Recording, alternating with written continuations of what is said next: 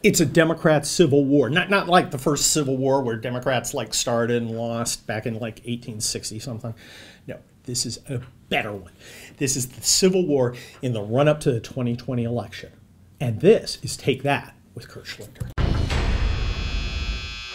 I love seeing Democrats devour their own. It gives me joy. It gives me pleasure. It's so much fun. I love it when they're all over each other, and that's what's happening.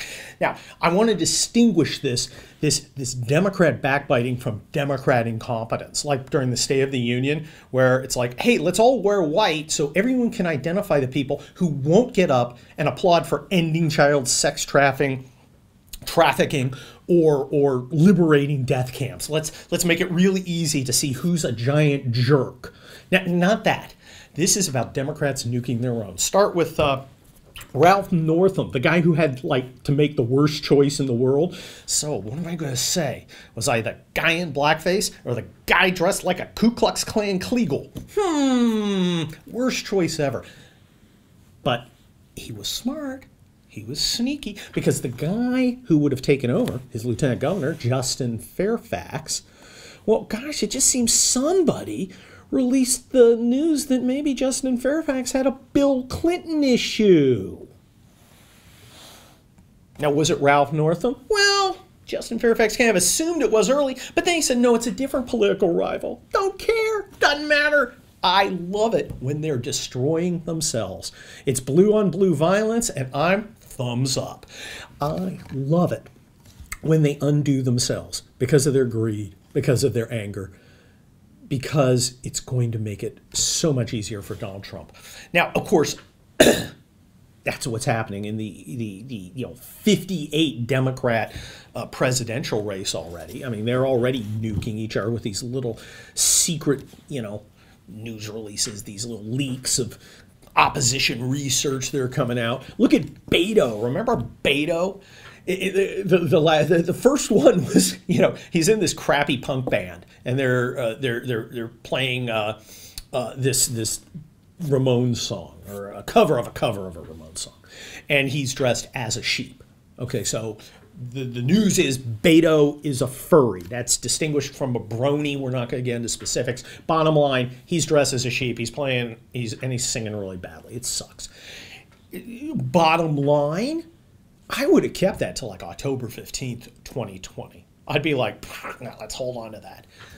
But somebody wanted him not to have the race. Somebody wanted to start beating down Bado. And they're doing it all over the place. Remember Amy Klobuchar? You know her? Me neither. She's one of the lesser Democrats, but they're not taking any chances on her. Somebody leaked that she's a terrible boss. No one will work for her. No one will be her campaign manager because she's such an unmitigated jerk as a senator. No one wants to work for her. And of course, this news gets out. Gee, I wonder who did that. Would that be the Republicans? You think that we want to let Amy Klobuchar's terrible leadership skills be an issue now rather than, I don't know, August of 2020? No, it's another Democrat. Somebody's jostling for position. And we're seeing this stuff all over the place. It's great. I mean, and look at Big Chief Liz Warren, right? And her little card where she says, well, I'm clearly an American Indian. Yeah, no.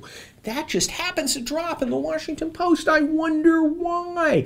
Was it in our interest as Republicans? No. That's a great thing to be talking about, say, September of 2020. Hey, here's more lies about lies about Liz being an Indian. We would have loved that, but no, this is to demonstrate that she is vulnerable in the election. And it was one of her rivals. It had to be. And of course, the Washington Post was playing along because they want to have the Democrat win in 2020. They see Liz Warren as vulnerable, so they didn't bring it up. Of course, they didn't bring up Ralph Northam and Justin Fairfax's problems when they thought those guys could win, and they didn't want to do anything to screw that up. So, the media, of course, is playing favorites. The media loves this stuff. It gets leaks, and it gets to help choose who's going to be the candidate.